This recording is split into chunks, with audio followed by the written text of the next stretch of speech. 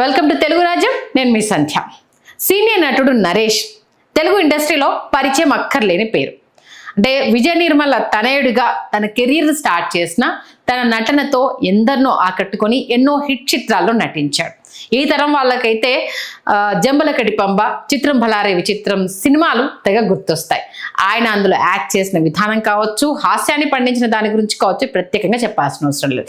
సినిమాలతో ఎంత famous అయ్యాడో personal విషయాలతోటి కూడా ఆయనే అంతే వివాదాల్లో చిక్కుకున్నాడు. ఇక విషయానికి వస్తే ప్రస్తుతం ఆయన వెక్కి వెక్కి ఏడుస్తూ పెట్టిన ఒక్క పోస్ట్ సోషల్ మీడియాలో వైరల్గా మారిపోయింది. ఆయన బేబీ ఎవరో కనిపించట్లేదట. ఇంతకీ ఎవరా బేబీ అని అంటే, ఆ బేబీ తన కుటుంబ సభ్యుల్లో కీ రోల్ పోషిస్తుందంట.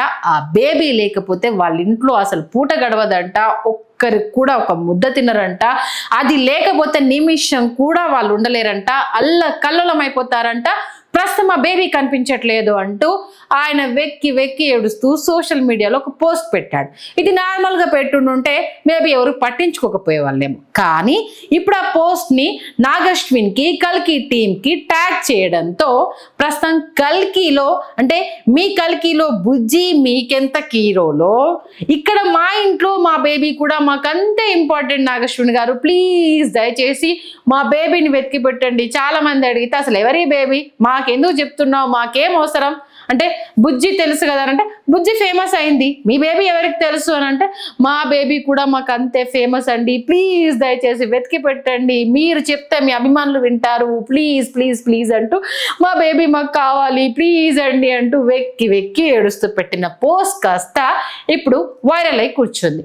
దానికి సంబంధించి ఇక మన నెటిజన్లు ఎలా ఉంటారో తెలుసు కదా, ఎవరి టాలెంట్కి వాళ్ళు పదును పెట్టేసి ఎలా కామెంట్లు పెట్టాలో, దాన్ని ఎలా వైరల్ చేయాలో ఆ పనిలో పడ్డారు. ఇక సీన్ కట్ చేస్తే ప్రస్తుతము అంటే 50+ కూడా ఆయన ఆల్మోస్ట్ 60+ అనుకుంటాను. ఈ ఏజ్లో కూడా అప్పుడు ఎంత బిజీగా ఉన్నారో అంతకు డబుల్ బిజీగా సినిమాలు చేస్తూ వెళ్ళిపోతున్న విషయం తెలిసిందే. ఇక సీన్ కట్ చేస్తే ఇదంతా ఎందుకు చేశారు అనే విషయానికి ఇప్పుడు వస్తే, ఈ మధ్యకాలంలో టాలీవుడ్ ఇండస్ట్రీలో సినిమా ప్రమోషన్ ని వినూత్న రీతిలో చేస్తున్న విషయం తెలిసిందే. ఇక డార్లింగ్ సినిమాకు సంబంధించి స్టేజ్ పైనే నభా నటేష్ తిట్టుకోవడము, ధరిసి ఒకరికొకరు మాటలు అనుకోవడం, ఫ్రస్ట్రేట్ అయిపోవడం, సీన్ కట్ చేస్తే సినిమా ప్రమోషన్ అని తెలిసిపోవడం మనందరికీ తెలిసిందే. పాపం ఎవరి ప్రయత్నాల్లో వాళ్ళు వాళ్ళ సినిమా ప్రమోషన్ చేసుకుంటున్న విషయం తెలిసిందే.